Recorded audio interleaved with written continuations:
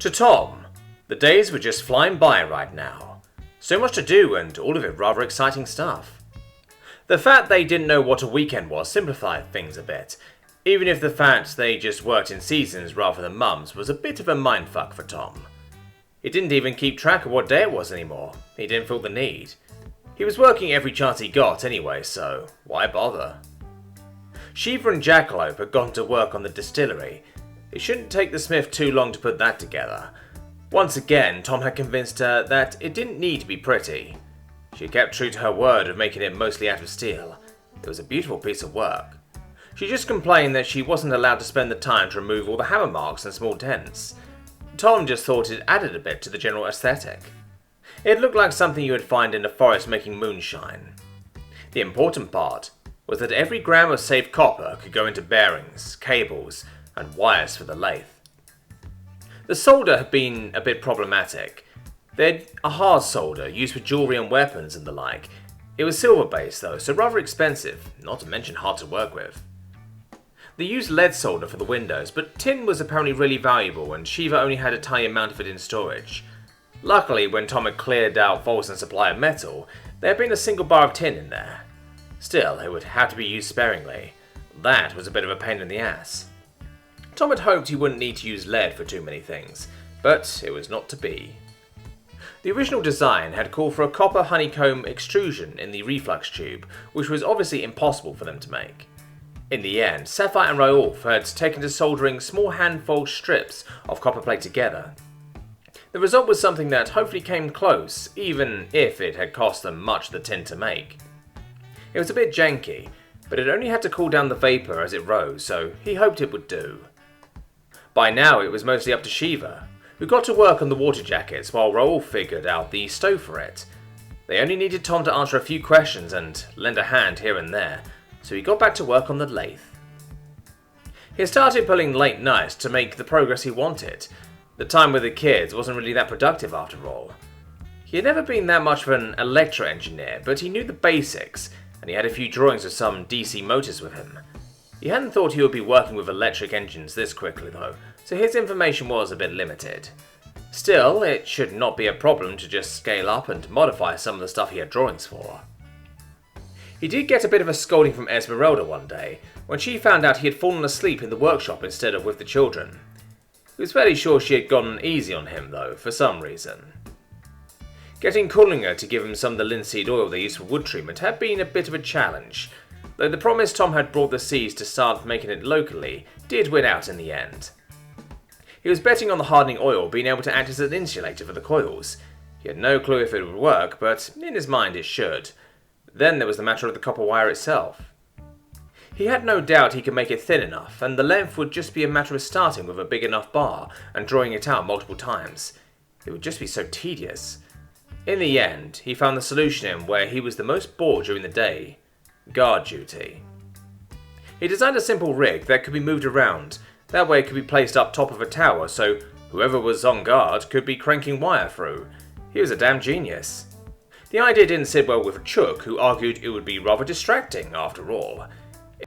In the end, Tom had won though, upon presenting Chuck and Dakota with the math on how long it would take to make enough wire for the motor. So that was how he had ended up with a set of plans for what should have been a small 2kW electric motor, and the tools to hopefully make it happen. It wouldn't run the lathe very fast or allow him to take deep cuts, but it might just be good enough to make something better. Plans in hand, he had gone to drop in on the others and lend a hand, not to mention seeing where they had gotten to. The steel was a ways from being complete, but work was progressing at a brisk pace. It was actually starting to look like a steel by now, as the contraption stood in the centre of the room. As he had begun explaining the wire drawing bench to Shiva, Sapphire had come in to grab him. "Hey, Tom, up for a little trip?" Sure, just need to show Shiva this." "Tom, you've been working day and night for over a week. You need to relax a bit." "We went on the hunting trip. A few days ago, that was time off. Now Shiva and I have little drills, do you think?" Tom leaned over the table to show the smith the tiny holes diminishing in size. As he leaned over though, he felt something move on his head. Thunk. "Oh, hi Karen, sorry." "But I was sleeping." I know, I'm sorry. Look, back up you go. There now, nap time continues. Anyway, so this is... Tom, that was over a week ago. Have you seen yourself in the mirror lately? Not since you all decided to make me best girl for a day, Tom replied with a chuckle, going back to the papers. You should. Your eyes are red with what I presume is blood, not to mention the weird colour beneath them. The kids sometimes wake me up, it's no big deal. No, Holdy, I'll pick you up in just a second. I've got something to show you, Sapphire then went. What is it? A surprise, now come on. Sapphire grabbed him by the arm and began dragging him off. He wondered what she might have to show him. This certainly wasn't normal for her, so it must be important. Sapphire was glad most of the work on the big distillery thing was Shiva's responsibility, not to mention Raoulf and Wiperna being eager to lend a hand on the project. Tom's ideas to put the gas to work sat well with her too.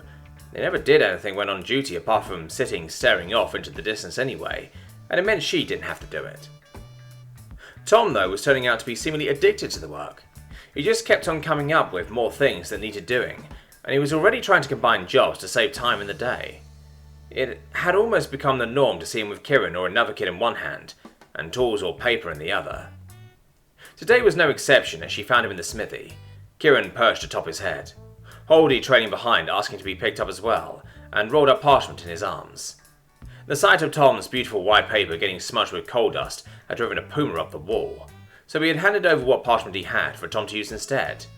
While she admired the work ethic, she was getting worried he was pushing a bit too hard. It always seemed like he felt responsible for their safety following the rather disastrous encounter with the Darklings. She could understand why, of course, but still, he shouldn't. It was bad enough to keep Dakota from trying to save the world single-handedly. Even if Tom might actually stand a chance, she doubted it could be done in weeks or months, so he might as well calm down a bit. It had nothing to do with the fact that Nook had finally cleared her for doing a bit of flying. It took a bit of convincing. Shiva having more questions for him didn't help, but eventually she managed to drag him off, Jackalope following along, smiling. She already knew the plan after all. He'd been babbling all the way about making copper not conduct electricity. She was fairly sure he wanted copper because it did conduct the stuff, but she didn't care. She had burnt her brain out trying to understand all those different things the world was apparently made from, so she had no desire to try and figure out what he was on about this time. They had dropped off the kids on an unsuspecting Unkai who was washing the floors at the moment. They didn't even make it to the end of the hall before they heard Kieran go, "Tom could do it better," from behind. Sapphire wondered just how Tom achieved the status of could do no wrong with Kieran, even though Tom had not even noticed the kid asleep on his head. Dakota had been waiting with the rest of the Huntresses in the greeting hall. Kakashi even managed to get out of kitchen duty since Fengi got off as well, and had apparently decided to tag along. Sapphire didn't mind, it might give her someone to beat after all. She was allowed to fly, but she still wanted to go a little easy on the manoeuvres. It had been far too long though since they got some training done, and she was well and truly sick of being down here all day. She had needed a bit of help to finally get the splint off her wing. Dakota examined the breakpoint. There was a little knot of bone, as was expected, but you could hardly see it. Sapphire had been a bit worried it might look weird, but there was nothing to be seen. Finally being able to flex the fingers in her wing after so long, and the feeling of being able to stretch her wings out all the way, it was pure bliss.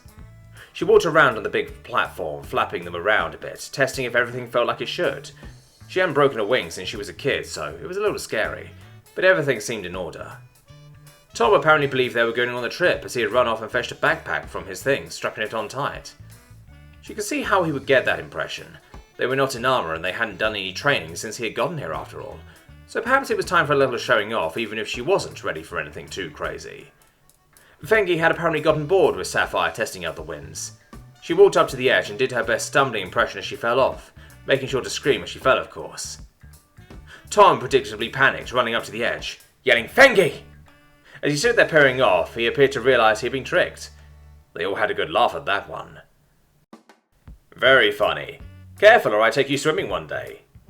He held up an authoritative finger to them. "And how are you planning on doing that?" Jackalope retorted. "We ain't the kids, you know." There was a shared laugh among them. Tom, though, just looked at them before cracking a smile.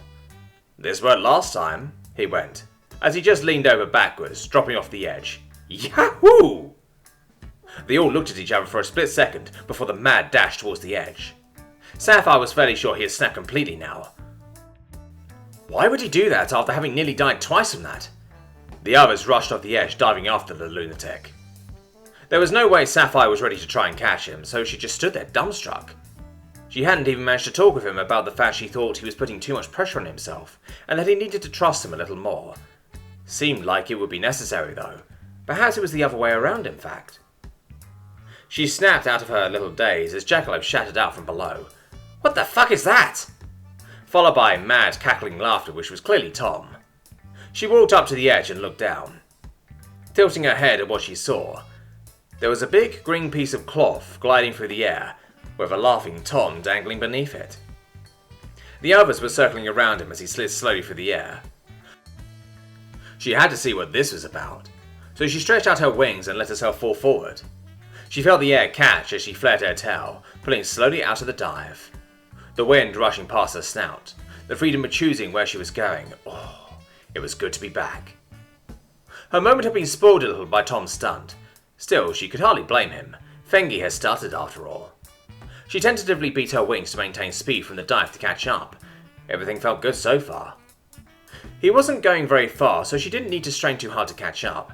In fact, he was going so slowly they had all had to circle around him unless they wanted to try and hover beside him. "What is that?" she demanded, when she managed to catch up. "Parachute. You should have seen your faces," he shouted back, cracking another laugh at their expense. "Well, the last few times you have fallen off, it didn't end well," Esmeralda added, in a slightly hard voice. Dakota shook her head, shivering a bit at that, and Sapphire could almost feel the gut punch from way back when. "Yeah, I know." Tom seemed to calm down a bit. "Anyway, what's the plan?" "Well, we were going to go through some maneuvers to try and dust everyone off on formation flying. Not sure now, though," Dakota replied. "How do you flap your wing?" Fengi had questioned. "Can you go any faster?" was Jackalope's contribution, of course. "I can't, and no, not really," Tom clarified for them. Wait, if he couldn't flap his wing thing, how would he climb or even maintain speed and altitude? "Then how do you go up?" Fengi continued. "I can't." Well, it answered the question of how, at least. "You mean to tell us that you, the master of lightning, fire, and death, can't make something go up when flying?" Jackalope added in, sounding somewhere between incredulous and hysterical. Not exactly how Sapphire would have put it, but it got to the point. Yeah, Tom replied. There was more than one smack as they all collectively facepalmed at the stupidity of that. Then they all broke into various levels of sniggering and laughter at the absurdity of that statement. For all their brilliance, this was the best Tom's people could do when not using huge machines? Now that was funny. "Look, if I could fly, I would have done so before. This can glide and prevent you from going splat. It's good." He had tried to defend himself. That was a good point, though the ground was approaching rather quickly, so it likely wouldn't be a very long glide either. "I want to try and push him," Fengi declared, sounding excited. "Is it okay if I hang on to you?" "Sure, just don't get stuck in the strings." Sapphire's attention turned to the dozens of little strings attaching what was clearly no ordinary backpack to the big cloth wing around him. It seemed so intricate and delicate. Was he sure this was smart? "Are you sure that is safe?" Sapphire questioned. "It's built for my home gravity, we're fine." Well, if he said so.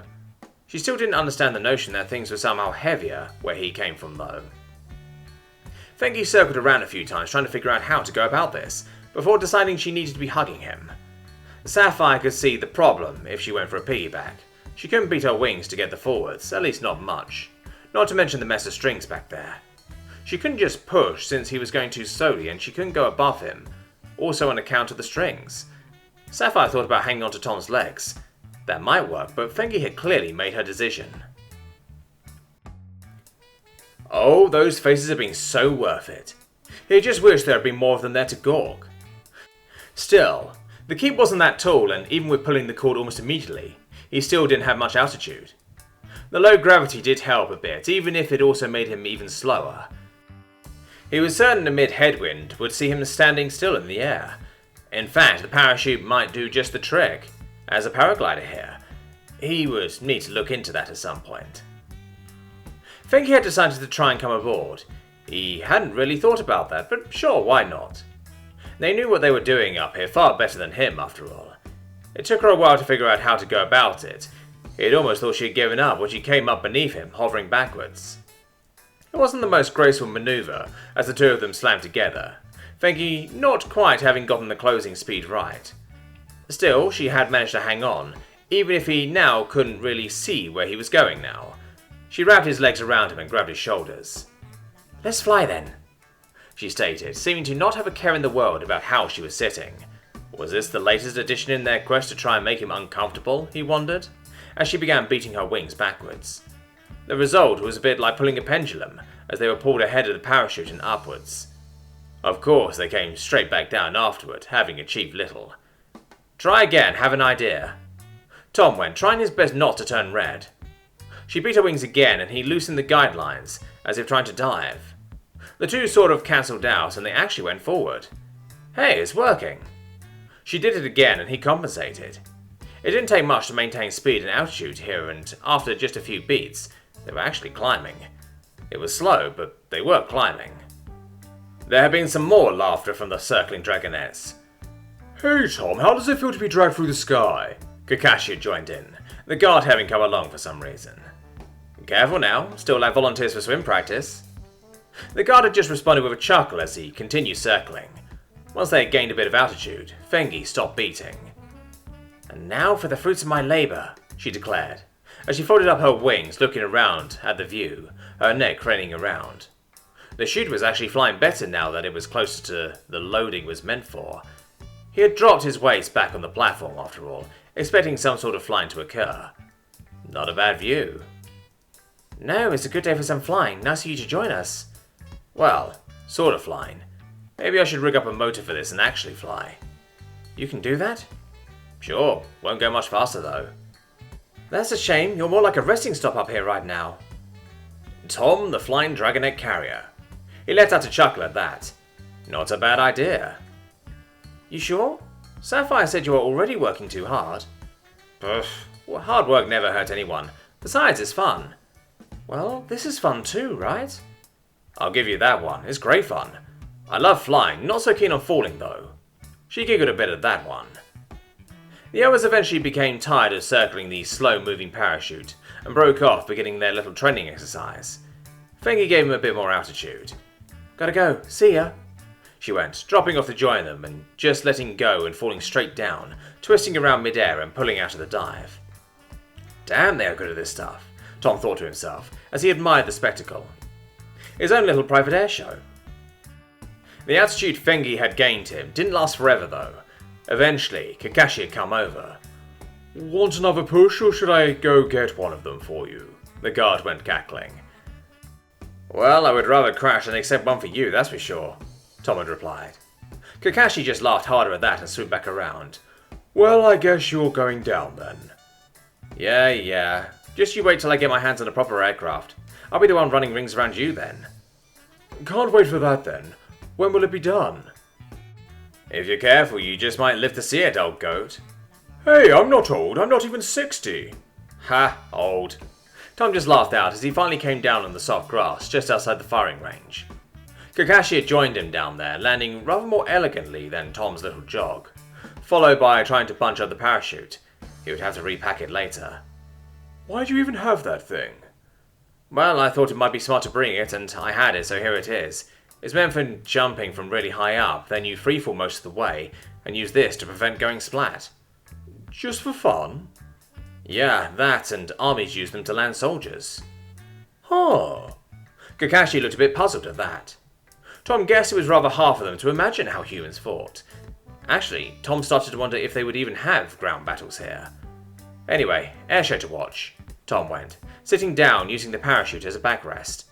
He'd been brought along to relax, so he might as well for a bit.